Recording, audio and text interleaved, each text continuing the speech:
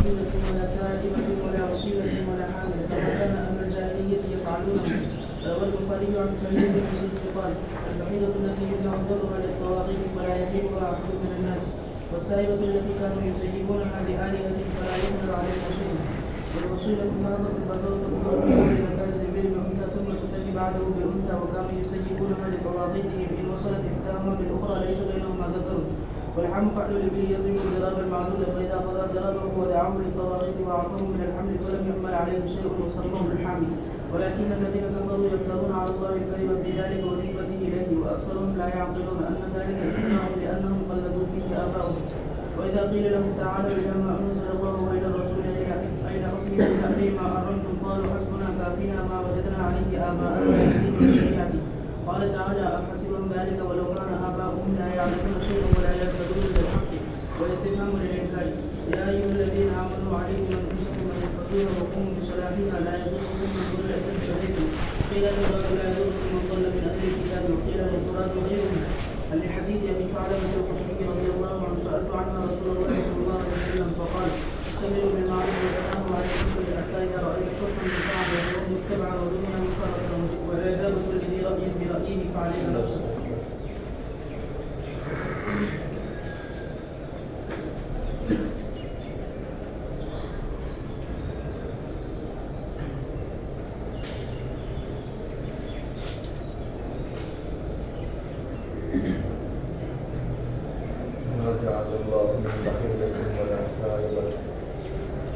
اللہ تعالیٰ نے مشروع نہیں کیا ہے بحیرہ کو، سائبہ کو اور وسیلہ اور حامی کو۔ زمانے جاہلیت میں یہ چند جانوروں کے نام ہوا کرتے تھے۔ آج بھی برادران وطن یہ پرانی رسم کے اوپر جاری ہے، اور بعض جانوروں کو اپنے بتخانوں کے نام پر اور اپنے معبودوں کے نام پر وقت کر دیا کرتے ہیں۔ ان کی مختلف شکلیں ہوا کرتی تھیں۔ كما كان أهل الجاهلية يفعلون۔ روى البخاري عن سعيد بن المسيب، حضرت سعید بن المسیب فرماتے ہیں، یہ روایت ہے کہ بحیرہ سے مراد ہے التي يمنع ضربها للطواغیت۔ ضرب معنی دودھ، وہ اونٹنی جس کے دودھ کو بتخانوں کے نام پر، ان کے معبودوں کے نام پر مخصوص کر دیا جائے، یمنع معنی مخصوص کر دیا جائے، محفوظ کر دیا جائے، اس طرح کے لا یحلبها احد من الناس، اسے کوئی دھوتا نہیں تھا، کوئی مالک بھی اسے نہیں دھوتا، نہ کسی اور کو دھونے کی اجازت۔ صرف جس معبد کے نام پر اسے وقف کیا گیا، اس کے مجاہد اور اس کے خدام اور اس کے ساتھ سنت لوگ اس کو دھویا کرتے تھے اور اسے اپنے استعمال میں لایا کرتے تھے۔ السائبہ التی کانوا یذبحونها لآلہتہم، سائبہ وہ جانور ہے جسے آزاد کر دیا کرتے تھے اپنے معبودوں کے واسطے۔ لا يحمل علیہ شیء، اس پر کسی چیز کو لادا نہیں جاتا تھا، نہ خود کو سوار ہوا کرتا تھا۔ وسیلہ یہ ایسے اٹھنے کو کہا جاتا کہ تبکر فی اول نتاج الابل بانثی، یہ پہلے اگر جنے تو کسی مادہ کو جنے یا اٹھنی کو جنے مؤنث کو، ثم تسنی بعضہ بانثی، اس کے بعد پھر ایک اور مادہ کو جنے۔ وکانوا یسیبونها لطواغیتہم، اور یہ بھی ان کے معبودوں کے نام پر انوصلت احداہما بالاخری، کیونکہ اس جانور نے لگاتار دو اونٹنیوں کو جنا ہے، یعنی مادہ کو جنا ہے، جن کے درمیان میں کوئی نر اونٹ نہیں. اور حام فحل الابل، اور حام یہ نر اونٹ ہے. یضرب الجراب المعدود، جو مخصوص گنتی تک یعنی 10 مرتبہ وہ جفتی کر چکا،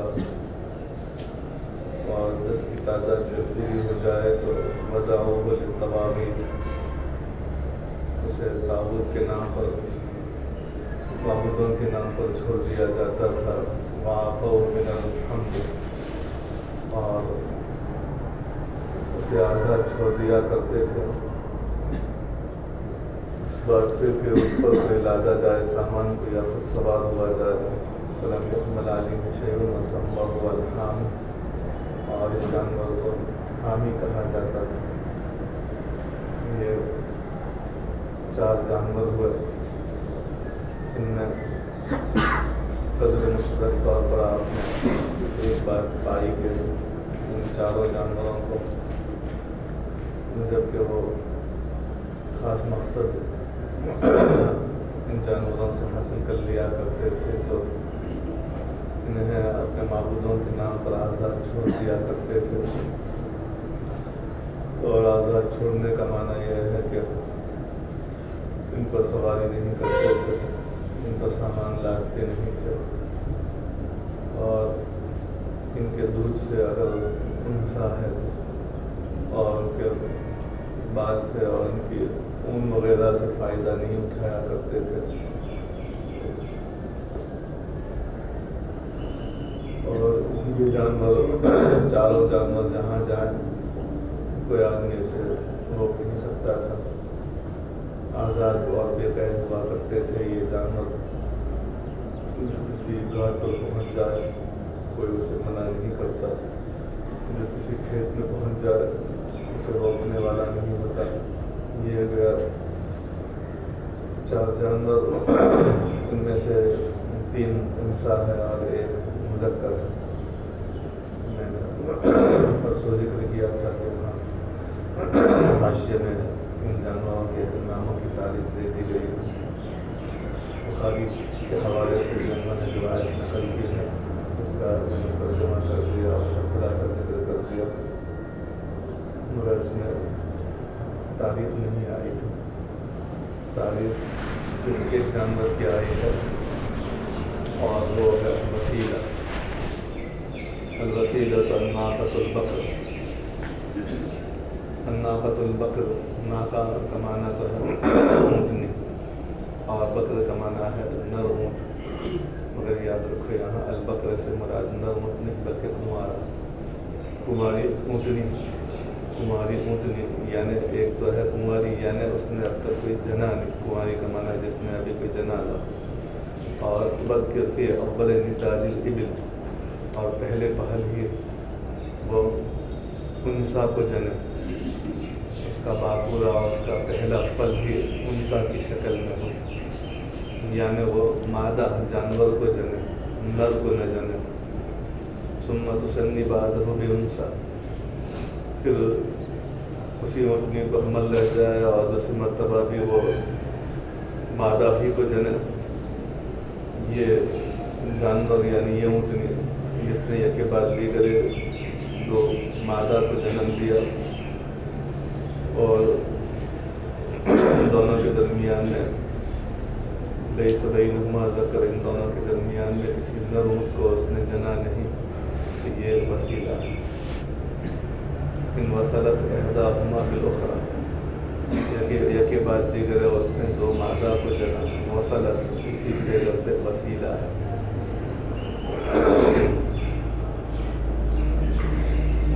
انسانوں میں عام طور پر پسند کیا جاتا ہے کہ نرینہ اولاد حاصل ہو،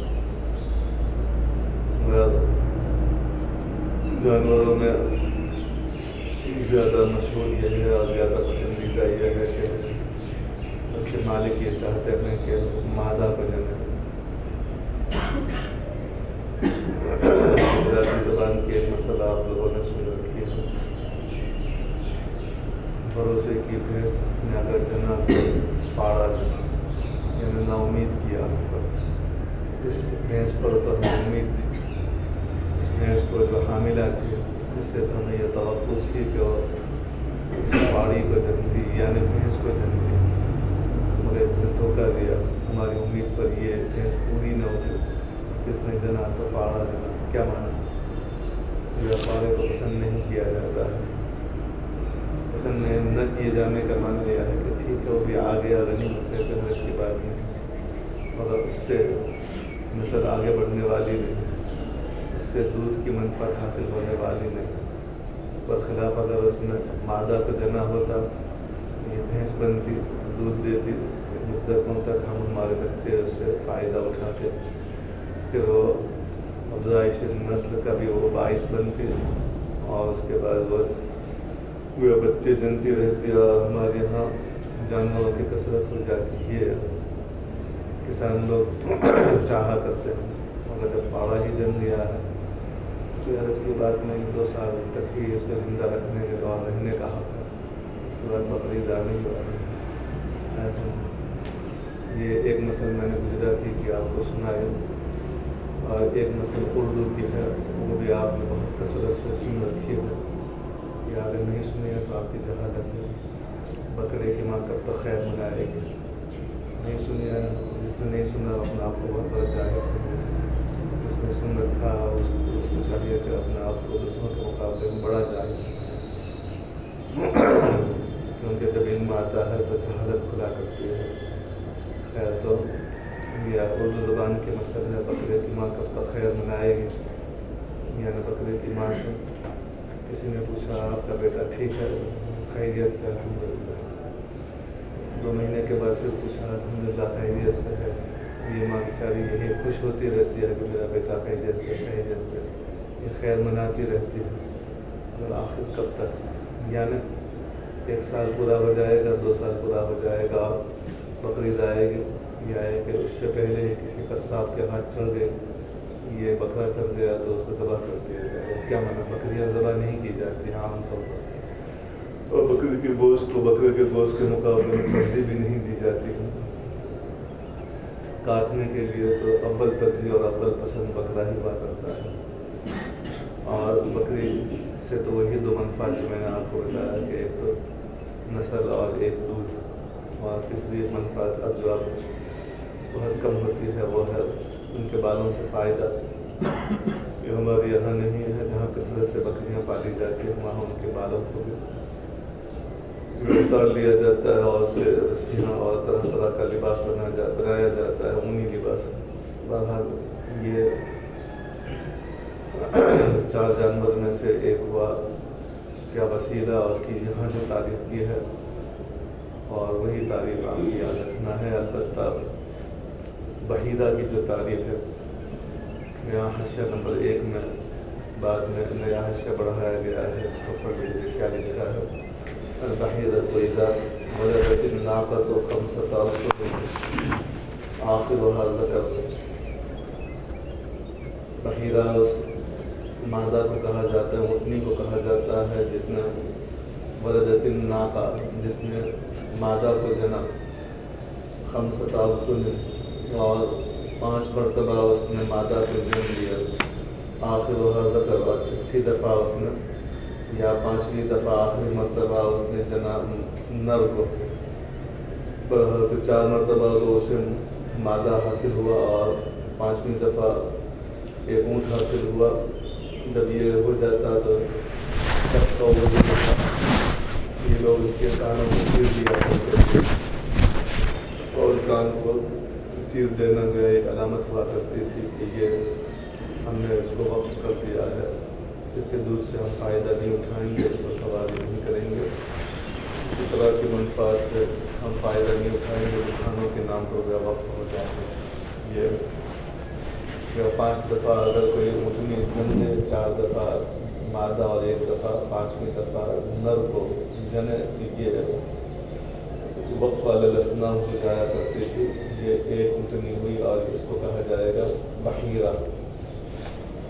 और दूसरा जानवर है क्या, साइबा। साइबा का यहाँ माना लिखा है कान रजुल, भाषा नंबर 2 में देखेंगे। कान रजुल एक नजतना तत्व में हरबिन 2 बरिया बिन मराजिन 3 सैयब नाकतन।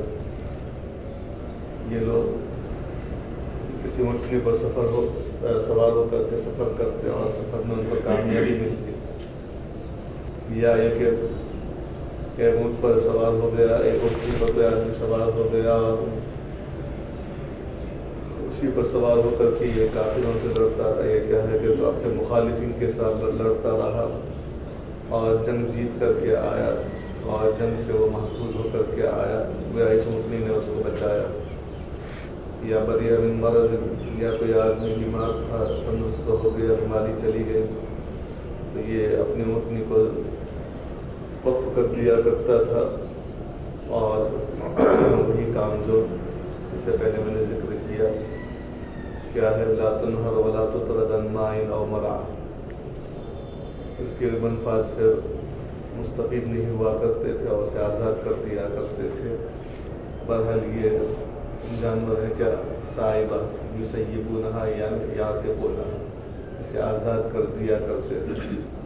ये मेरा 3 किस्म के जानवर हुए। और चौथा और आखिरी जानवर है क्या है, अलहाम यानी हामी। और वक्फ की वजह से हम या हज़फ कर देते हैं। उसका माना यहाँ हाशिया नंबर 3 में दिया गया है, इज़ा लक़िहा वलदु वलदिही क़ालू क़द हमिया ज़हरुहु फ़ला युरकब वला युहमल अलैहि वला युमना माअन वला मरअन हत्ता यमूत। जब कोई नर ऊँट मखसूस तादाद में, जैसे ऊपर यहाँ भी किताब में आपने पढ़ा 10 मरतबा जुफ्ती कर ले, यानी एक मरतबा इस नर ऊँट ने जुफ्ती की किसी नाका के साथ और उससे एक नर ऊँट पैदा हुआ, जिंदा रहा, बड़ा हो गया। और उसके बेटे ने बड़े होने के बाद फिर किसी ऊँटनी से जुफ्ती की और उससे कोई और बेटा पैदा हुआ, यानी नर ऊँट पैदा हुआ। और उसने फिर जुफ्ती की। बहरहाल ये अगर इस तरह सिलसिला जारी रहा 3, तो ये जानवर अब जो पहले वाला है, जो उसका दादा है, वह रिटायर, यानी उससे कोई मनफात हासिल नहीं की जाती थी और उसको वक़्फ़ाल रस्नाम वक़्फ़ाल तवागीत कर दिया करते थे। बहरहाल ये है ज़माने जाहिलियत की, या कहिए कि काफिरों की और हिंदुओं की रस्म। वलाकिन्नल्लज़ीन, तो अल्लाह ने मना फरमाया कि इस तरह किसी जानवर को तुम वक़्फ़ाल रस्नाम वक़्फ़ाल माबिद करके अपने ऊपर हराम न ठहराओ। यानी किसी जानवर का हलाल करना, उसके गोश्त को हलाल करना, हलाल समझना, हराम समझना, किसी जानवर के दूध को हलाल या हराम समझना, उसके बालों को हराम समझना या हलाल समझना, या सवारी को हलाल या हराम समझना, ये सारी बातें खुदा इख्तियारात हैं। अल्लाह जिसको हलाल बताते बस वही हलाल, जिसे हराम बताए बस वही हराम है। अपने एतबार से इन चीज़ों में से किसी चीज़ को भी या इनके अलावा भी किसी चीज़ को अपने ऊपर कोई आदमी हराम नहीं ठहरा सकता है। परहेज़ करे वो दूसरी बात है। हमारा आदमी तो परहेज़ किया ही करता है बहुत सारी ग़िज़ाओं से, वो अक़ीदे के एतबार से नहीं करता है, वो तो इलाजन करता है। मगर अक़ीदे के एतबार से कोई आदमी अपने ऊपर हराम ठहरा दे, ये तो हमारे लिए हराम है, ये हमारे लिए हलाल नहीं है, ये नाजायज़ है। जैसे हज़रत अब्दुल्लाह इब्न सलाम रज़ियल्लाहु तआला अन्हु का वाक़या आपने पढ़ा है कि पहले यहूदी थे जो मुसलमान हुए और ऊँट के दूध से और उसके गोश्त से फ़ायदा नहीं उठाया करते थे मुसलमान होने के बावजूद। तो इन हज़रात को अल्लाह ताला की तरफ से दावत हुई और ये कह दिया कि उदखुलू फ़िस्सिल्म काफ़ा वला तत्तबिउ ख़ुतुवाति शैतान, اپنی مرضی کا اسلام نہ کرو. اور حد یہ حضرات فوراً مان گئے. میں نے لفظ استعمال کیا دعوت کو یہاں صحابہ کو کام کرتی ہے اس کے بعد میں، مگر اس دعوت کے بعد انہوں نے اپنی شخصیت کو جو سنبھالا اور انہوں نے اس طرح کی غلطی کو کبھی اپنی زندگی میں دہرایا نہیں. یہی ان کی شان ہے. پہلی جو شان ہے وہ اللہ کی ہے، وہ اللہ کی حیثیت ہے. اللہ یہ مالک ہے، مختار ہے تمام صحابہ کا، تمام اہل اللہ کا، اور ان کی اللہ کی طرف سے تو یہ داد پڑھائی کرتے ہیں. انبیاء تک پرداد آتے ہیں، صالحین کو تو اور زیادہ ڈانٹا جاتا ہے. قربا ربیش کو حیرانی، جو اجنبی ہیں جن سے کوئی سروکار نہیں ہے، نہ اللہ کو اور نہ ان کو اللہ سے، ان کو اللہ تعالیٰ کچھ کہتا نہیں، کچھ کہتا رہتا بھی نہیں. بہرحال تو یہ اپنے اختیار سے، جیسے نبی کریم صلی اللہ علیہ وسلم نے شہد کو یا حضرت ماریہ کو اپنے اوپر حرام کر لیا تھا، اللہ کی طرف سے تنبیہ آئی اور فرمایا لم تحرم ما احل اللہ لک. اتنا ہی نہیں ہے، قد فرض اللہ لکم تحلۃ ایمانکم. اللہ کا یہ واجبی حکم ہے، اللہ کا یہ ضروری حکم ماننا ہوگا آپ کو کہ اپنے ایمان کو کھول دو اور کفارہ ادا کرو. آگے بہت یہ تشریح انہوں نے اپنے رہبان کو اور اپنے مشاہد کو اور اپنے مذہبی پیشواؤں کو جو حوالے کر رکھی تھی، اس وجہ سے تو اتخذوا احبارهم ورهبانهم اربابا من دون اللہ. اللہ نے فرمایا یہ حلت اور حرمت کا اختیار اللہ کے ماں سوا کسی کو نہیں ہے.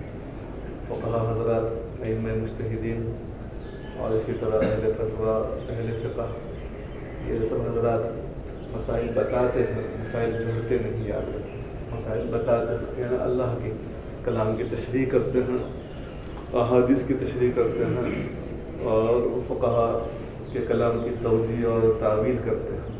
جو ہے لکھا ہوا پہلے سے اسی کو وضاحت کے ساتھ بیان کرتے ہیں. کسی مفتی نے حلال کر دیا ایسا نہیں کہا جاتا ہے. ہاں، اگر کسی خود ساختہ نے اور طبع ہوا نے کیا ہے مستثنا ہے، وہ مفتی ہی نہیں ہے، وہ مفت خور ہے، وہ مفتی نہیں کہا جائے گا، وہ اللہ نہیں کہا جائے گا. پر یہ تشریح جو انہوں نے، جو اللہ کا اختیار ہے، ان کے مذہبی پیشواؤں کو ان کے آبا و اجداد کو دے رکھا تھا، اور یہ سمجھ رہے تھے کہ ہمارے آبا و اجداد کے زمانے سے جو سلسلہ جاری ہے وہ اس کے بعد صحیح نہیں مانتے ہیں، یہ حرام ہے. انہوں نے اپنے آبا و اجداد کو جائے اپنے مذہبی پیشواؤں کو خدا مان رکھا ہے. اللہ نے منع فرما دیا ما جعل اللہ من بحیرۃ. یہ ساری جاہلانہ رسمیں ہیں. ان جانوروں سے فائدہ تم اٹھا سکتے ہو، ان کے گوشت کو بھی کھا سکتے ہو، ان کے دودھ سے بھی فائدہ اٹھا سکتے ہو، مگر یہ معنی نہیں کہ مسلمانوں کو یہ کہا جا رہا ہو کہ ان کے جانوروں کو تم چرا لو اور ان کو ذبح کر کے کھا جاؤ، معاذ اللہ یہ چوری ہو جائے گی. یہ صحیح نہیں ہے. یہ تو ان کافروں کو کہا جا رہا ہے کہ اس طرح تم اپنے معبودوں کے نام پر آزاد نہ چھوڑو، اور اگر تم نے چھوڑ دیا ہے تو یہ ناجائز ہے، حرام ہے. یعنی اسلام آنے کے بعد اس طرح کی کوئی رسم بد مسلمان اختیار نہ کرے. یہ اللہ تعالیٰ نے ان لوگوں کی رسم کے اوپر تنبیہ کر کے مسلمانوں کو خبردار کر دیا ہے. پھر بھی یہ خبردار نہ ہوئے. ہماری جماعت میں سے بعض لوگ یا اپنے بزرگوں کے نام پر یا ایک اپنے مقابر کے نام پر اس طرح کے جانوروں کو وقف کر دیا کرتے ہیں. جیسے کہ مرغ لے کر کسی قبر پر جائیں گے یا بکرا لے کر جائیں گے کسی قبر پر، وہاں جا کر کے ذبح کریں گے. یہ سب ناجائز ہے. یا وہاں جا کر زندہ ان کے حوالے کر دیا جائے، مجاورین کے حوالے کر دیا جائے، یہ سب شرک ہے اور یہ حرام ہے. ولکن الذین کفروا یفترون علی اللہ الکذب. اللہ تعالیٰ نے تو یہ رسمیں جاری نہیں کی، بحیرہ کی رسم، شائبہ کی رسم وغیرہ، لیکن ان کافروں نے یہ خود رسمیں جاری کی ہے. مزید قباحت یہ ہے، مزید برائی یہ ہے کہ یہ افتراء علی اللہ کذب کرتے ہیں، یعنی اللہ کی طرف ان غلط رسومات کا انتساب بھی کرتے ہیں اور کہتے ہیں کہ یہ اللہ تعالیٰ نے ہی ہم کو حکم دیا ہے کہ ہم اس طرح کسی جانور کی پیٹھ کو، کسی جانور کے اون کو یا کسی جانور کے دودھ وغیرہ کو یا گوشت کو اپنے اوپر حرام ٹھہرا لیں. ایک تو کرتے ہیں غلط کام اور پھر اس کا انتساب اللہ کی طرف کرتے ہیں، یہ اور زیادہ برا ہے. اکثرهم لا یعقلون ان ذلک افتراء، ان میں سے زیادہ تر لوگ تو یہ جانتے ہی نہیں ہے کہ یہ افتراء اللہ الکذب ہے اور یہ انتساب اللہ الکذب ہے، لأنهم قلدوا فیہ آباءهم، اس وجہ سے کہ انہوں نے ان چار جانوروں کی رسومات میں اپنے آبا و اجداد کی تقلید کی ہے۔ اذا قیل لهم، تقلید آبا کے سلسلے میں آگے والی آیت کو نازل کیا اللہ تعالیٰ نے کہ ان کافروں کو جب کہا جاتا اہل اسلام کی طرف سے، صحابہ کی طرف سے کہ تعالوا الی ما انزل اللہ الی الرسول، اللہ کے رسول کو مانو، اللہ کی کتاب کو مانو، اللہ کے رسول کے احکام کو مانو، الی حکم من تحلیل ما حرمتم، جن چیزوں کو تم نے اپنے پر حرام کر رکھا ہے یہ حرام نہیں، یہ تو حلال ہے، یہ سارے حلال غذائیں ہیں، ان کو حرام نہ سمجھو۔ جب ان کو کہا جاتا ہے کہ ان رسم بد سے اپنے آپ کو بچاؤ اور اسلام میں آؤ، قبول کر لو، مسلمان ہو جاؤ، تو وہ کہتے حسبنا، یعنی کافینا، ما وجدنا علیہ آباءنا، یہ ہمارے لیے کافی ہے، وہ رسم جو کہ ہمارے آبا و اجداد جاری کر کے گئے ہیں، ہم تو اپنے آبا و اجداد کے طریقے پر ہی چلتے رہیں گے، انہی کا دین چھوڑنے والے نہیں ہیں۔ اللہ تعالیٰ پوچھ رہا ہے وَلَوْ كَانَ آبَاؤُهُمْ، وہ الگ الگ ہے دونوں کلمہ، یہ او نہیں ہے، حمزہ استفہام کا ہے، واو عاطفہ ہے جو وصلیہ ہے، یعنی اگرچہ کے معنی میں آئے گا، اور کے بعد ایک عبارت کا مقدر مان بھی سکتے ہیں، حسبہم ذالک، حسبہم کیا ہے، انہوں نے یہ سمجھ رکھا ہے کہ ان کے آبا و اجداد کی تقلید کرنا ہمارے لیے کافی ہے، ناجی ہے۔ ولو کانا، اگرچہ ان کے آبا و اجداد جاہل ہوں اور ان کے آبا و اجداد گمراہ ہوں، ٹھیک ہے، بہت اچھا، تقلید آبا بہتر چیز ہے، آبا و اجداد سے محبت بھی ہونی چاہیے اور ان کے نقش قدم پر چلنا بھی چاہیے، پسندیدہ چیز ہے، اللہ اسلام مطلقاً منع نہیں کرتا ہے، مگر اس کے لیے ایک ضابطہ اللہ تعالیٰ نے بیان کر دیا مختصر سی اس آیت میں، اولو کان آباؤہم لا یعقلون شیئا، ایسے باپ دادا کی پیروی کرو، ان کے نقش قدم پر چلو جو علم والا، پڑھا لکھا ہو، سمجھدار ہو، اور صرف اتنا ہی نہیں بلکہ اس کے ساتھ ساتھ پڑھا لکھا بھی مہتدی ہو، راہیاب ہو، یعنی وہ سیدھی راہ پر چل رہا ہو، یعنی نیکوکار ہو، وہ علم والا بھی ہو اور عمل والا بھی ہو، گویا وہ عالم بعمل۔ اگر اور یقیناً ہم بھی مقلد ہیں اور تقلید آبا کرتے ہیں، ہم مقلدین ہیں، مقلد ہونے کا ہم فخر کرتے ہیں، شکر بھی محال نہیں ہے، اس سے پہلے میں ذکر کر چکا ہوں، شکر بھی محال یہ گالی لعنت ہے۔ اسی طرح میں نے آپ کو مثال بتائی تھی، جس کتے کے گلے میں زنجیر ہے تو وہ عزت والا ہو جاتا ہے، دوسرے اور کتے اس کو رشک کی نگاہ سے دیکھا کرتے ہیں، اس کا مالک ہے گیا، کسی انسان سے جڑا ہوا ہے جو اس کا رازق ہے، اس کو کھلاتا ہے پلاتا ہے، اس کی تربیت کرتا ہے، اس کی راحت رسانی کی فکر کرتا ہے۔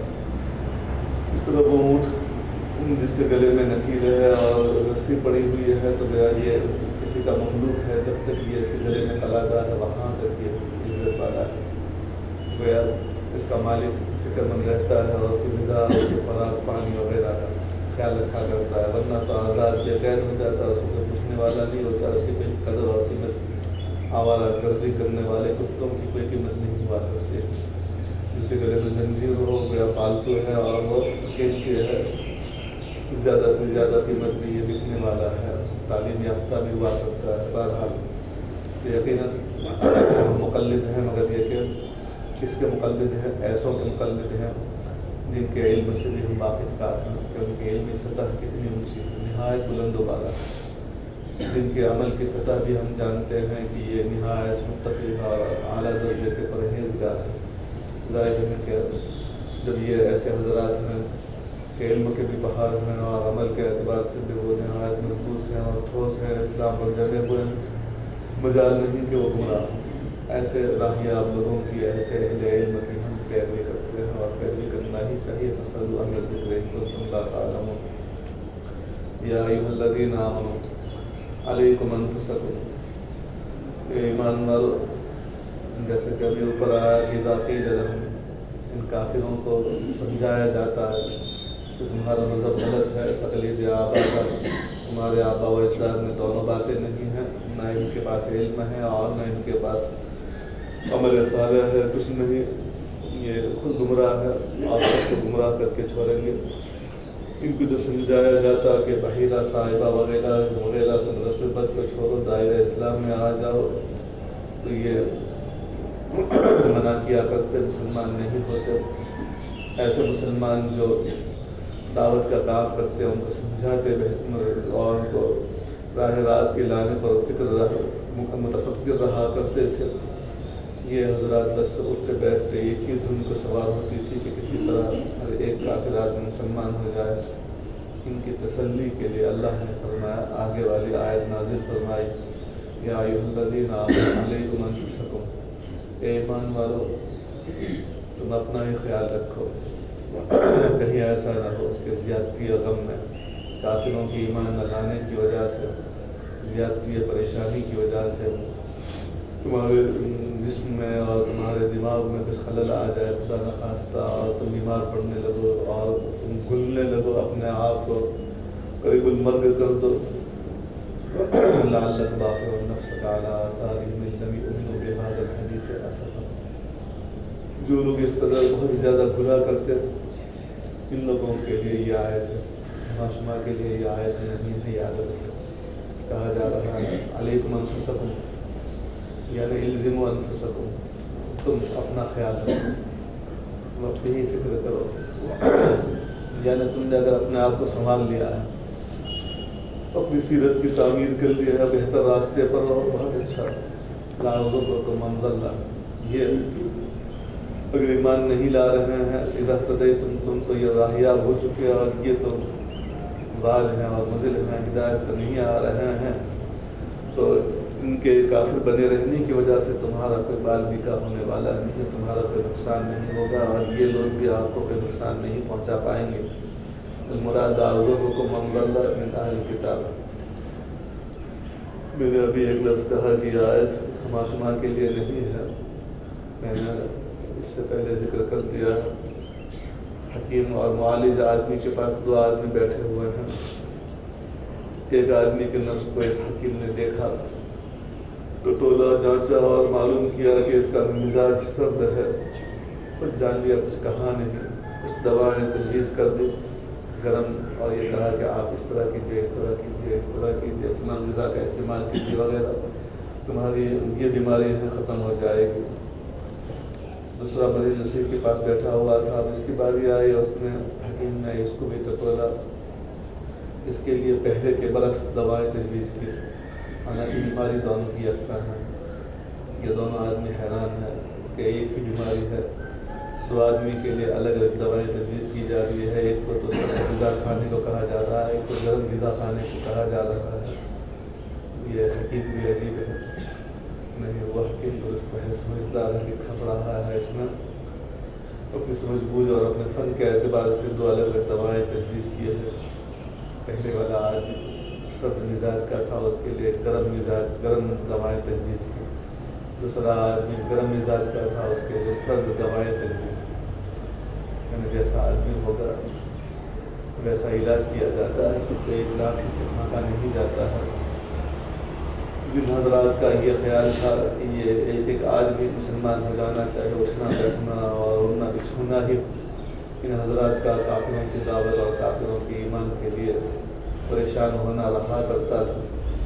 ان حضرات کو کہا جا رہا ہے کہ اتنا زیادہ نہ کرو، اتنا زیادہ محنت نہ کرو، اس میں اتنا زیادہ تکلیف نہ اٹھاؤ، اتنا زیادہ پریشان نہ ہو، جس کی وجہ سے تم خود بیمار پڑ جاؤ، تمہارا نفس گھلنے لگے، کبھی زیادتی رنج، زیادتی افسوس کی وجہ سے ایک آدمی بیمار پڑ جایا کرتا ہے، جیسے کہ وقت سے پہلے داڑھی پک جاتی کہا جاتا ہے، پک جاتی ہے یعنی سفید ہو جاتی ہے، اس آدمی کی جس آدمی کو رنج نے زیادہ ستا رکھا ہے، پریشانیاں مصیبتیں زیادہ آیا کرتی ہیں، اور جو آدمی زیادہ خوشحال رہا کرتا ہے اور اس کی داڑھی دیر میں پکتی ہے، کیا معلوم ہے اگر داڑھی پر اس کا اثر پڑ جاتا ہے، چہرے پر اثر پڑ جاتا ہے، جسم پر اثر پڑتا ہے، نحیف الجثہ ہو جاتا ہے طرح طرح سے.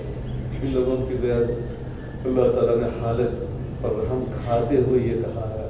ایک وہ آدمی کہ جو کبھی کسی کافر کی ہدایت کے لیے دعا ہی نہ مانگے، کوشش بھی نہ کرے، ذرہ برابر دل میں خیال بھی نہ لائے، ایسوں کو نہیں کہا جا رہا ہے. ایسوں کو تو کہا جائے گا کہ وہ صرف اپنی فکر نہ کرے بلکہ امر بالمعروف نہیں کرتا رہے. یہ ضروری ہے. اسی کو یہاں کہا جا رہا ہے علیکم انفسکم احفظوها وقوموا بصلاحها. تم اپنے نفوس کا خیال رکھو، اپنا دھیان رکھو. لا یضرکم من ضل اذا اهتدیتم. اس آیت کا ایک معنی میں نے ابھی ذکر کیا ہے، دوسرا معنی بتا رہے ہیں المراد لا یضرکم من ضل من اہل الکتاب. یہ اہل کتاب اسلام نہیں لا رہے ہیں تو چھوڑ دو ان کو ان کے حال کے اوپر. یہ مسلمان نہ ہو کوئی حرج کی بات نہیں، تمہارا بال بیکا نہیں ہوگا. قیل المراد غیرہم. بعض مفسرین نے کہا کہ اس سے مراد عصاۃ مومنین ہیں، یعنی اہل کتاب کے ماں سوا ہے، یعنی خود اپنے لوگ ہیں، عصاۃ مومنین ہیں. لحدیث ابی ثعلبۃ الخشنی سألت عنہا رسول اللہ صلی اللہ علیہ وسلم.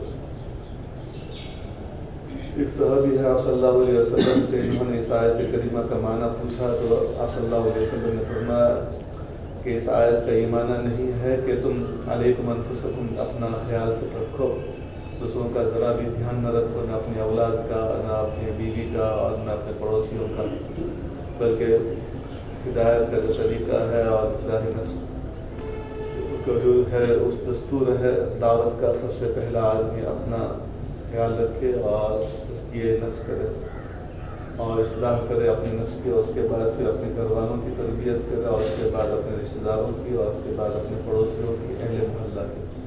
دعوت کا دائرہ آہستہ آہستہ بڑھانا چاہیے، مگر آدمی پہلے اپنے آپ کو مزکہ اور مطہر کر دے، نیک بنا دے اور گناہوں سے اپنے آپ کو بچائے. یہ پہلا ہے، دستور ہے. تو آپ صلی اللہ علیہ وسلم نے منع فرمایا کہ نہیں، یہ آئے اس آیت کا یہ معنی نہیں. اس آیت کا معنی یہ ہے کہ علیکم انفسکم کا یہ معنی نہیں کہ تم اپنی دعوت کا کام چھوڑ بیٹھو، چپ چاپ اپنے گھروں میں بیٹھ جاؤ اور اپنا ہی خیال رکھو. نہیں، بلکہ تمیر بالمعروف، امر بالمعروف اور نہیں منکر کرتے ہی چلے جاؤ. میں نے اس سے پہلے بھی شاید آپ کو بتایا امر بالمعروف کا لفظ ہمارے کان میں پڑتا ہے. واحد سورج شکل اس امر بالمعروف نہیں یعنی منکر کے تبلیغی جماعت آئے گی، غلط ہے. یاد رکھیں کہ اس سے پہلے بھی میں تنبیہ کر چکا ہوں، پھر بھی سلسلے طور پر مجھے پڑھانا بھی ہے، کل میری غیر حاضری ہو گئی، بولنا بھی ہے، مگر آپ دھیان دیجیے میں کیا کہہ رہا ہوں. امر بالمعروف نہیں منکر تبلیغ جماعت میں ہوتا ہی نہیں، بلکہ ان کا دستور تو یہ ہے کہ نہیں منکر نہ کیا جائے. سمجھا؟ سب لے جیسے آدھا ایک لفظ ایک ہی کلمہ ہے، دوسرا نہیں ہے. ان کی مصلحت ہے، میں ان کو منع نہیں کر رہا ہوں کہ وہ ان کا غلط اصول ہے. نہیں، ایک اصول ایک کیا طریقہ کار ہے لوگوں کو قریب کرنے کے لیے، بہتر انداز ہے، میں اس کی تعریف کروں گا. مگر جو غلط فہمی ہے لوگوں کی، میں اس کی اصلاح کر رہا ہوں. جماعت کا مخالف یہ یاد رکھیں، طریقہ کار کا مخالف ہیں، اور ان کے جو غلط دوست ہیں ان کی میں مخالفت کر رہا ہوں. ہمیشہ کے لیے قاعدے کلیہ بتا رہا ہوں. میرا جو دوست ہوں قرآن کریم کا، اللہ کے رسول کا، اصول دین کا ہونا چاہیے ہر ایک آدمی کو. اسی اصل سے تو یہ جماعت متفرع ہوا کرتی ہے. اس اصل کو ہم نے چھوڑ دیا، گمراہ ہو جاؤ گے یقیناً.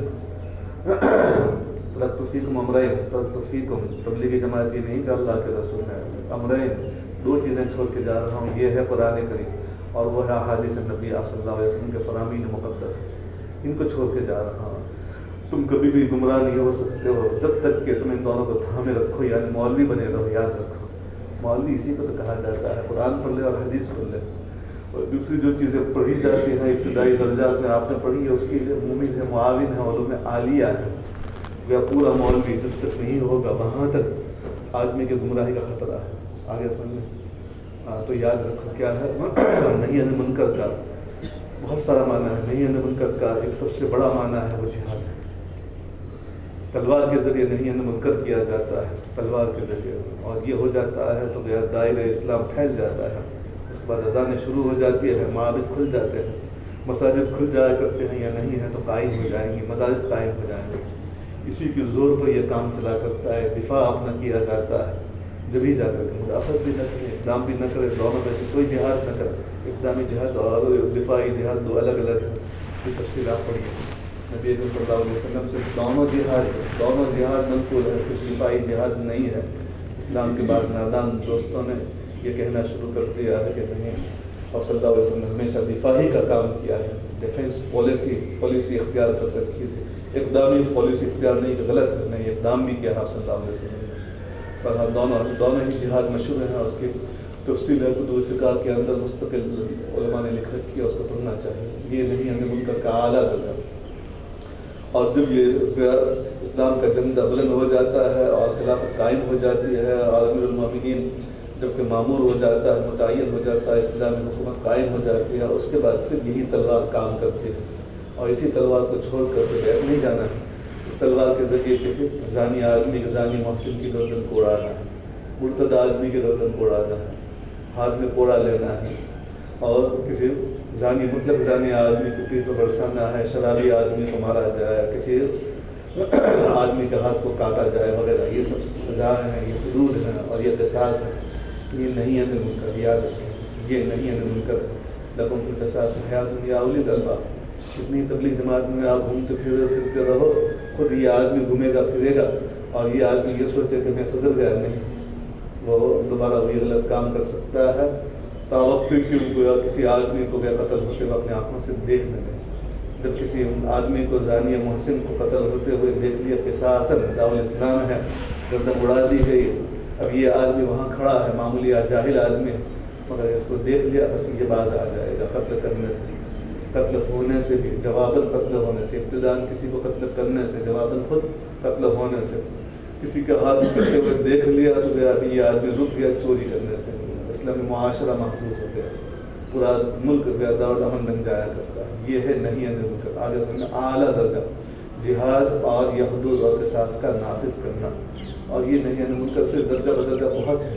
سب سے پہلے گھر کا جو باپ ہے اور ماں ہے، یہ امر بالمعروف نہی عن المنکر کرتا ہی رہتا ہے. الحمدللہ ہمارا مسلمان باپ اور ماں گھر میں بار بار ٹوکتا رہتا ہے اپنے بچوں کو، اور گھر میں بار بار جگاتا رہتا ہے، نماز کے لیے تاکید کرتا رہتا ہے، سچ بولنے کی تاکید کرتا ہی رہتا ہے. اور کرنا چاہیے. اگر نہیں ہے ہوتا ہے، تھوڑا بہت فرق ہوتا ہے، یقیناً ہوتا ہے. کوئی زیادہ تاکید کرتا ہے، کوئی کم تاکید کرتا ہے، مگر یہ کہ اسلام ہمارے گھروں کے اندر ہے. اللہ کا فضل ہے. یہاں سے نکلے مکتب پہ پہنچایا. مکتب کی تعلیم عام ہے. مجال نہیں ہمارے معاشرے میں کہ کسی بچے نے مکتب کی تعلیم حاصل نہیں کی. ایک آدمی بھی، ایک بچہ بھی گاؤں میں آپ نہیں دکھا سکتے ہیں جس نے مکتب کی تعلیم حاصل نہیں کی. امر بالمعروف نہی عن المنکر. آگے ہم نے وہاں جائے گا، مکتب کا استاد یہی پڑھائے گا. یا آپ کر رہے ہیں، بہت اچھا کام کر رہے ہیں، کریں گے بھی. کون سا کام کریں گے؟ امر بالمعروف نہی عن المنکر. مکتب میں یہ تعلیم دی جاتی ہے. بنیادی عقائد، تعلیم الاسلام، دین تعلیم وغیرہ، بنیادی عقائد کی کتابیں اور نماز وغیرہ کا طریقہ وغیرہ سب سکھا دیا جاتا ہے. ان الصلاۃ تنہی عن الفحشاء والمنکر، یہ سب تعلیم دے دی جاتی ہے. بنیادی اعتبار سے یہاں کچھ پڑھا دیا جاتا ہے، اس کی ذہن سازی کر دی جاتی ہے. یہ اس کا معلم ہے، یہ اس کا امر بالمعروف نہی عن المنکر ہے. بہت بہتر طریقے سے مکاتب کے اساتذہ امر بالمعروف نہی عن المنکر کا کام کر رہے ہیں. اس کے بعد پھر بڑے ادارے میں بھیج دیا گیا، وہاں باقاعدہ اعتبار سے اس کی تشریح ہوا کرتی ہے اور اس کا معنی، اس کا مفہوم سمجھایا جاتا ہے. تو آدمی سب سے پہلے یہ، اس کے علاوہ مکتب کی تعلیم، اس کے علاوہ ہمارا معاشرہ اللہ کے فضل سے ہم شکر ادا کر رہے ہیں، مگر اس کے اوپر قناعت نہیں کرنا چاہیے، شاکر تو بننا چاہیے، قانی نہیں بننا چاہیے. اس کے علاوہ ہمارے یہاں روزمرہ کی تعلیم ہوتی ہے، یعنی گھروں میں تعلیم ہوتی ہے، اور کرنا چاہیے. قرآن کریم کا معنی سمجھنا چاہیے.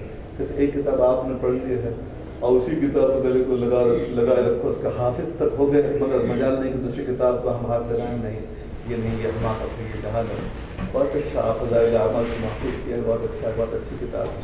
ان کا بڑا احسان ہے، اللہ ان کے قبر کو نور سے بھرے. مگر یہ کہ اسی ایک کتاب کو نہیں، وہ جس طرح بڑی بڑی کتاب پڑھ کر کے اتنے بڑے ہوئے اور انہوں نے قرآن اور حدیث کی تشریح کی، ہمیں بھی اتنا ہی بڑا علم حاصل کرنا چاہیے. بہرحال تو یہ ہے، مسجد سے جڑنا چاہیے، اور مسجد سے ہمارا مسلمان جڑا ہی کرتا ہے. اور ہر جمعہ کو تبلیغ اور دعوت کا کام ہوتا ہی رہتا ہے، اور ایک امام اور ایک خطیب آدمی وہاں نصیحت کرتا ہی رہتا ہے. طرح طرح سے گویا وہاں اصلاح ہوتی ہی رہتی ہے. طرح طرح کے اعلانات لگے بھی رہتے ہیں، نصیحتیں زبانی بھی کی جاتی ہیں، اس طرح مختلف جلسے وغیرہ بھی کیے جاتے ہیں. یہ نہیں عن المنکر، امر بالمعروف وغیرہ ہوتا ہی رہتا ہے. اس کے بہت سارے شعبے ہیں. مختلف شعبے ہیں، اور ان سارے شعبوں سے جب ایک آدمی جڑے گا تب جا کر کے صحیح مسلمان ہوگا۔ صرف ایک شعبے کو اختیار کر لے اور وہ بھی ناقص در ناقص شعبہ، اور کہہ دے کہ ہمارا جیسا دوسرا اور کوئی لا الہ الا اللہ نہیں ہے، یہ غلط ہے۔ بہرحال علیکم انفسکم میں آپ صلی اللہ علیہ وسلم نے فرمایا کیا ائتمروا بالمعروف کہ تم امر بالمعروف نہیں یعنی منکر کرتے ہی رہو، اور یہ بار بار ہے، اور مرد بھی کرے گا اور عورت بھی کرے گی، جیسے میں نے ابھی اشارہ کیا کہ کلکم راع وکلکم مسئول عن رعیتہ، ماں بھی راعی ہے اور باپ بھی راعی ہے، بڑا بھائی بھی راعی ہے، بڑی بہن بھی راعی ہے، چھوٹے بھائی بہنوں کے لیے، اپنے اولاد کے لیے، گھر کے افراد کے لیے، گھر کے اندر ہی سب سے پہلے جاری کرنا چاہیے امر بالمعروف نہیں ہے منکر۔ گالی بکے ہو، غلط اپنی آنکھوں کو استعمال کر رہا ہے اس کو روکو، کان کو غلط جگہ میں استعمال کر رہا ہے اس کو روکو۔ ہر بڑے بھائی کی ذمہ داری ہوتی ہے، ہر باپ کی ذمہ داری ہوا کرتے ہیں، گھر کے ہر بڑے آدمی کی ذمہ داری ہے کہ وہ شفقت کرے اپنے چھوٹوں کے اوپر۔ شفقت کرنے کا یہ معنی نہیں ہے کہ صرف اچھا کھلائے اور پلائے، نہیں، بلکہ اچھا کھلانا پلانا ثانوی درجے کی چیز ہے، ان کی صحیح تربیت کرے، یہ سب سے بہتر چیز ہے جو ایک باپ دے کر کے جاتا ہے اپنے اولاد کو۔ ایک باپ نے زمین جائیداد اور میلیں اور فیکٹریاں چھوڑ کر کے گیا اور اس نے اپنے اولاد کو صحیح تربیت نہیں کی، وبال جان ہوگا۔ ایک آدمی ہے بیچارہ غریب رہا ساری زندگی، مگر اس نے اپنے اولاد کو صحیح تربیت کر کے دے گیا۔ صحیح حدیث میں اس آدمی کو دوسرے آدمی کو فضیلت ہے کہ اس آدمی نے بہت کچھ دے دیا اس آدمی کو، اپنے اولاد کو، اور اس نے گمراہی سے بچا لیا۔ ساری زندگی اس کی اولاد نیک راستے پر چلتی رہے گی۔ خیر، اور جب نیک راستے پر چلتے رہیں گے تو اللہ تعالیٰ اس کا کفیل ہے، ان کا ولی ہے۔ تو اللہ کے رسول صلی اللہ علیہ وسلم نے فرمایا ائتمروا بالمعروف، سارے لوگوں سے کہا جا رہا ہے، مردوں سے اور عورتوں سے اور ہر بڑوں سے خاص طور پر، امر بالمعروف نہیں ہے منکر کرتے رہو، حتی اذا رأیت شحا مطاع، یہاں تک کہ جب کہ تم دیکھو کہ لوگ لالچی بن رہے ہیں، ایسی لالچ اختیار کر رہے ہیں جس کی وہ پیروی کر رہے ہیں اور اسی کے پیچھے اندھے بنے رہتے ہیں، اور ایسے وہ متبع ہوا ہو جاتے ہیں کہ گویا بس دے دے کے دنیا ہی ان کی گویا خواہشات نفسانی بن جاتی ہے، اس کے علاوہ دین سے کوئی سروکار نہیں، دنیا موثرت۔ اور جب یہ دیکھا جائے کہ دنیا کو دین کے مقابلے میں ترجیح دی جانے لگے، اور جب یہ دیکھا جائے کہ ہر آدمی اپنے آپ ہی کو عقلمند سمجھنے لگے، فعلیک نفسک، سو آپ اپنی فکر کرو، یعنی اب ہدایت کوئی آدمی قبول نہیں کرے گا۔ مگر آج کا زمانہ جیسے ہم دیکھ رہے ہیں ایسا نہیں ہے کہ بالکل گویا عام طور پر سب کے سب شہید بن چکے ہیں، سب کے سب متبع ہوا بن چکے ہیں، اور سب کے سب گویا محب دنیا بن چکے ہیں، ایسا نہیں۔ قرب قیامت میں ایسا ہوگا۔ کیا معنی؟ اس حدیث کا اتنا خلاصہ نکلا کہ قیامت تک یہ سلسلہ جاری رکھو، قیامت تک جماعت کے ساتھ، جیسے میں نے ابھی کہا، جماعت کے ساتھ وابستہ رہو اور یہ کام کرو، کوئی ضروری نہیں ہے وابستہ نہ رہو پھر بھی یہ کام کرنا ہے، بلکہ وابستہ نہ رہو اور اپنے گھروں کی فکر کرو، یہ زیادہ ضروری ہے۔ جیسے ابھی میں نے کہا، دعوت کا اصل کام ہے اپنے گھر کی اصلاح۔ اپنے گھر کی اصلاح اگر ہو گئی ہے، اعتماد ہے اپنے گھر والوں کے اوپر، ہم یہاں سے جائیں گے تو ہماری اولاد آوارہ نہیں ہوگی اور ادھر ادھر گھومے گی نہیں اور گناہوں کے کام میں مشغول نہیں ہوگی، تب جا کر کے یہ آدمی باہر جائے اور دوسروں کی فکر کرے، ورنہ اپنے اولاد ہی کی فکر کرے اور انہیں کا خیال رکھے، ان کو دینی تعلیم کے ساتھ وابستہ رکھے، تب جا کر کے گیا پھر آگے درجہ بدرجہ دوسروں کی فکر ہے۔ بہرحال یہ اصلاح نفس ہے، اور تربیت سیاست مدنیہ، اس کے بعد ہے کیا؟ سیاست تدبیر منزل ہے۔ پہلے تو اصلاح نفس، پھر تدبیر منزل، اور اس کے بعد سیاست مدنیہ ہے۔ درجہ بدرجہ حاجت کے لیے اپنے اپنے منفعت کو پہنچانا ہے۔ علی کا نفس رواه الحاکم وغیرہ الی اللہ مرجعکم جمیعا فینبئکم بما کنتم تعملون فیجازیکم بہ۔ دیکھیے اس کے بعد والی جو آیت ہے، اس میں میں آپ کو کہنا بھول گیا کہ تھوڑا دھیان سے دیکھ کر کے آئے اور اس کا مطالعہ کر کے لانا چاہیے تھا، پھر بھی میں کوشش کرتا ہوں۔ دھیان دیجیے جو کچھ بول رہا ہوں۔ یا ایھا الذین آمنوا شہادۃ بینکم اذا حضر احدکم الموت، یہ ایک صفحے سے زائد مضمون ہے، ایک ہی مضمون ہے۔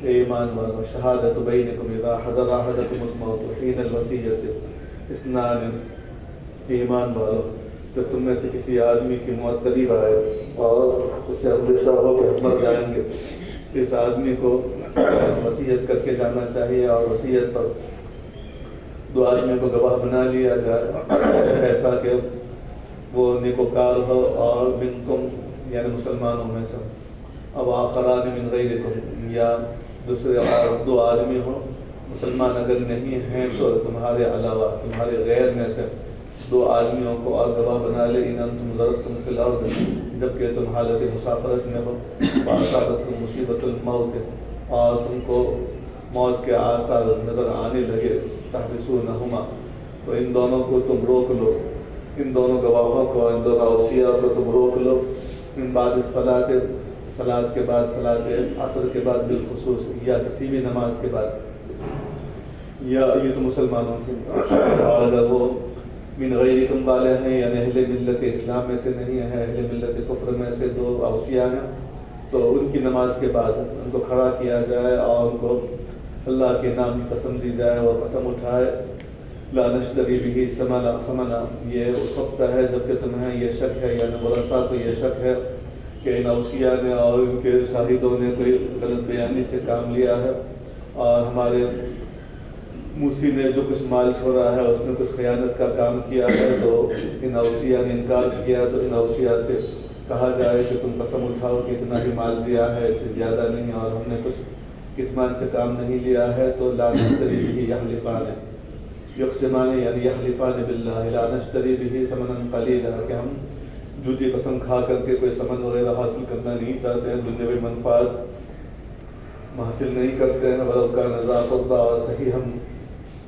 قسم کھا رہے ہیں، خواہ یہ ہمارے عزیز کے خلاف ہو یا کسی اجنبی آدمی کے خلاف ہو، فلانکتم شہادت اللہ، اور یہ کہیں یہ دونوں اوصیاء کہ ہم اللہ تعالیٰ کی شہادت کو چھپا نہیں رہے ہیں، انا اذا لمن الظالمین، اگر ہم نے ایسا کیا تو ہم ظالم ٹھہریں، ہم گنہگار ٹھہریں، فإن عُثِرَ عَلَىٰ أَنَّهُمْ مُسْتَحِقَّا إِثْمًا، پھر اگر یہ پتہ چلا کہ یہ دونوں مستوجب سزا ہیں، مستحق گناہ ہیں، فآخران، تو ان دونوں کی جگہ پر دوسرے دو آدمی کھڑے ہو جائیں، ان لوگوں میں سے جن کا حق دبایا گیا ہے، ایسے دو آدمی کھڑے ہو جائیں جو کہ میت کے قریب تر آدمی ہیں، قریب عزیز ہیں، فیقسمان باللہ، اور یہ دونوں آدمی جو اب میت کے قریب ہیں، ان کے رشتہ دار ہیں، یہ قسم اٹھائے یہ کہتے ہوئے لشہادتنا حق من شہادتہما، پہلے اوصیاء کی شہادت کے مقابلے میں ہماری شہادت یعنی ہماری یمین زیادہ لائق اعتبار ہے، زیادہ سچی ہے،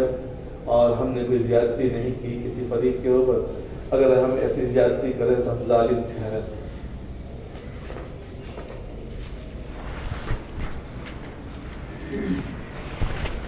ذالک ادنی یاتوا بالشہادۃ علی وجہہا، پہلی شہادت کے بعد دوسری شہادت وصول کرنے کو جو ہم نے حکم دیا کہ پہلے گواہان کے بجائے اب دوسرے گواہان آ جائے اور وہ شہادت دے، یہ حکم اس لیے ہم نے دیا ہے کہ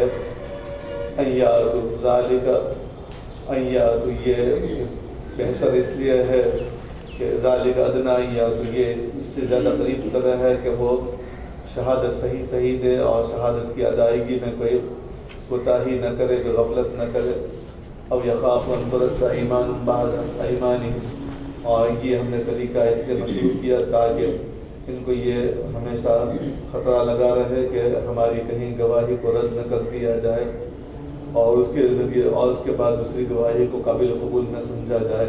واسمعوا واللہ لا یہدی واتقوا اللہ واسمعوا واللہ لا یہدی القوم الظالمین، یہاں تک پورا ایک مضمون ہے اور یہ قصہ آپ پڑھ چکے ہیں۔ قصہ یہ ہے کہ اسی صفحے کے آخر میں نیچے سے چوتھی سطر میں دیکھیں، وہی ما رواه البخاری ان رجلا من بنی سهم خرج مع تمیم الداری وعلی بن بدہ وہما نصرانیان، بنو سہم کے ایک شخص یعنی ایک مسلمان آدمی کا سفر ہوا، ایک قافلے والوں کے ساتھ وہ جا رہے تھے، ان قافلے والوں میں حضرت تمیم داری رضی اللہ تعالیٰ عنہ تھے، جبکہ وہ عیسائی تھے، یعنی اس وقت جب یہ واقعہ پیش آیا تمیم داری عیسائی تھے، اور ایک دوسرے عیسائی تھے عدی بن بدہ وہما نصرانیان، فمات السہم، بہرحال کافروں کا مسلمانوں کا ایک ملا جلا قافلہ جا رہا تھا، دوران سفر اس سہمی مسلمان کا انتقال ہو گیا ایک ایسی سرزمین میں، ایک ایسے علاقے میں جہاں پہ مسلمان نہ تھا۔ فلما قدم بترکته فقد جامع، جب یہ دونوں حضرات آئے یعنی بیچ میں انہوں نے چھوڑ دیا بہت ساری عبادت کے سہمی آدمی سہمی مسلمان کا انتقال ہو گیا. تو انتقال سے پہلے ان کو یہ اندازہ ہو گیا کہ اب میں مرنے والا ہوں. جو کچھ سامان تھا ان کے پاس سارے سامان کی ایک فہرست بنائی اور فہرست میں بتایا لکھا کہ فلاں چیزیں ہیں میری متروکہ اشیاء, اور کسی کو بتایا نہیں. یہ چٹھی یہ کاغذ کا ٹکڑا انہوں نے اپنے سامان ہی میں چھپا دیا, کسی جگہ رکھ دیا. اور اس کے بعد پھر ان لوگوں کو کہہ دیا, ان کے جو 2 رفقا تھے یعنی نصرانی تھے تمیم داری, وہ تو حضرت رحمۃ اللہ علیہ رضی اللہ عنہ بعد میں بنے, مگر یہ کہ علی بن بدہ نام کے جو دوسرے نصرانی تھے ان کے بارے میں علماء کا اختلاف ہے کہ وہ اسلام لائے کے بعد میں یا نہیں. بعض علماء کہتے ہیں کہ مسلمان نہیں ہوئے تھے, اللہ اعلم. بہرحال تو یہ دونوں جو آدمی تھے ان کو وسیع بنایا انہوں نے سہمی مسلمان نے, اور انہوں نے کہا کہ یہ سامان میرے رشتہ داروں کو میرے گھر والوں کو پہنچا دینا. چنانچہ ان دونوں نے ان کا سارا ساز و سامان پہنچا دیا ان کے گھر والوں کو. اور جب گھر والوں نے ان کا سارا ساز و سامان دیکھا ایک ایک کر کے, تو ان کے اندر سے وہ چٹھی نکل آئی جس میں یہ لکھا تھا کہ ایک جام بھی ہے, فلاں بھی ہے, اس میں ایک جام بھی لکھا ہوا تھا. اور وہ جام یہ ان کے جو گھر والے سے جانتے پہچانتے تھے کہ یہ جام استعمال کرتے تھے ہمارے رشتہ دار آدمی, ان کا جانا پہچانا جام تھا. یعنی وہ چاندی کا تھا, اس کے بعد سونے کی کڑھائی کی گئی تھی اور سونے کا پانی چڑھایا گیا تھا, سونے کی نقش و نگار بنایا گیا تھا. بڑا قیمتی جام تھا. صرف وہ ایک جام نظر نہ آیا, اس کے علاوہ سارا ساز و سامان ان دونوں آدمیوں نے نصرانیوں نے ان کے رشتہ داروں کو پہنچا دیا. ان رشتہ داروں نے ان لوگوں سے پوچھا کہ بھائی جام کہاں گیا. ویسے ہی پوچھا کہ کوئی سامان, اجمال نے پوچھا کہ کوئی سامان ہمارے آدمی نے آپ میں سے کسی کو ہدیہ میں دیا, تو آپ نے کچھ نہیں دیا. یا ہمارے مرنے والے آدمی نے اپنا کوئی سامان آپ لوگوں کو بیچا یا کسی اور آدمی کو بیچا, تو کہا کہ نہیں, کسی کو بیچا بھی نہیں, کسی کو ہدیہ بھی نہیں دیا. بس اتنا ہی سامان تھا جو وہ چھوڑ کے مرے, اور وہ سارا آپ کے حوالے کر رہے ہیں. تب ان لوگوں نے نبی کریم صلی اللہ علیہ وسلم سے فریاد کی ان دونوں نصرانیوں کی کہ ان دونوں نے ہمارا جام پہنچایا نہیں اور وہ جام چرا لیا ہے, خیانت کر رہے ہیں یہ دونوں آدمی. چنانچہ یہ 2 فریق ہو گئے. ایک تو مسلمان فریق یعنی مرنے والے آدمی کے قریبی رشتہ داروں میں حضرت عمرو بن عاص رضی اللہ تعالیٰ عنہ تھے, جو فاتح مصر ہیں, آپ جانتے ہیں, نہایت زیرک اور چالاک اور ہوشیار آدمی تھے حضرت عمرو بن عاص رضی اللہ تعالیٰ عنہ. تو وہ ان کے مرنے والوں کے رشتہ داروں میں تھے. انہوں نے ان کے دوسرے رشتہ داروں نے یہ مقدمہ پیش کیا صلی اللہ علیہ وسلم کی عدالت میں. آپ صلی اللہ علیہ وسلم نے تمیم داری کو, علی بن بدہ کو بلایا اور کہا کہ یہ ایک جام بھی تھا اور آپ نے ان کو پہنچایا نہیں. تو انہوں نے کہا کہ نہیں, یہ اتنا ہی سامان تھا, اس کے علاوہ جام وغیرہ کا جو الزام لگایا جا رہا ہے غلط ہے. بہرحال جب اس مسئلے میں آج کے ہوئے قصے میں یہ حضرات یعنی رشتہ دار جو تھے مرنے والے کے یہ مدعی تھے, اور یہ دونوں نصرانی آدمی مدعا علیہ تھے. انہوں نے یہ دعویٰ کیا, ان حضرات نے دعویٰ کیا کہ آپ نے خیانت کی, اور یہ لوگ منکر تھے کہ ہم نے خیانت نہیں کی, چوری نہیں کی, کوئی سامان چھپایا نہیں. یہ فریق ہوا مدعی, اور آپ نے قاعدہ پر رکھا ہے کہ البینۃ علی المدعی, گواہان ان لوگوں سے مانگا جائے.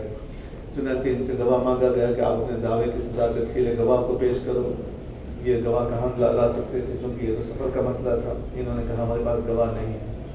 اب جیسے کہ قاعدہ ہے کہ الیمین اعلیٰ من انکر, چنانچہ منکرین سے گواہی مانگی گئی. انہوں نے قسم کھا لی, چونکہ کافر ہے, اللہ سے ڈر اور خوف خطرہ تو ہے نہیں. چنانچہ انہوں نے بے ساختہ فوراً اللہ کے نام کی قسم اٹھا لی اور کہہ دیا کہ ہم نے کوئی خیانت نہیں کی اور اتنا ہی سامان تھا. چنانچہ فیصلہ ختم ہو گیا اور کہہ دیا گیا کہ آپ جو کچھ ملنے والا نہیں مسلمانوں کو. بہرحال یہ فریق مسلمانوں کا تھا, ان کے ہاتھ کچھ آیا نہیں. اتفاق یہ ہوا کہ کچھ دنوں کے بعد عمرو بن عاص رضی اللہ تعالیٰ عنہ وغیرہ کا جانا ہوا مکہ, اور وہاں کسی سنار آدمی کے یہاں یہی جام دیکھا گیا.